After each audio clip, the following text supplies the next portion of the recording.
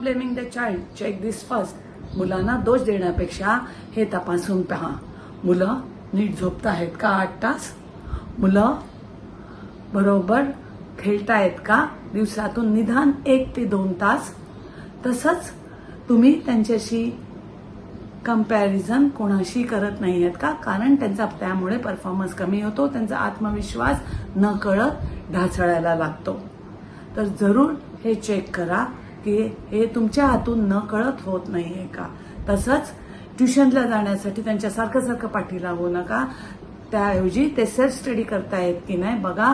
कारण आता परीक्षेच्या आधी 15 दिवस किंवा 1 महिना त्यांना गरज आहे सेल्फ स्टडीची, फोकसने केलेल्या.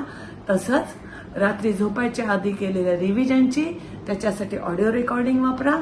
आणि ऑफकोर्स सगळ्यात महत्त्वाचं झोप आणि खेळणं, या सर्व गोष्टींची त्यांना फार गरज आहे.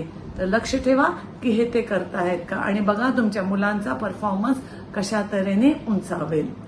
आणि अजून मदत पाहिजे असेल तर मी ऋता वागळे तुमच्यासाठी नेहमी तत्पर आहे. तुमच्या मदतीसाठी दिलेल्या नंबरवरती मला जरूर कॉन्टॅक्ट करा.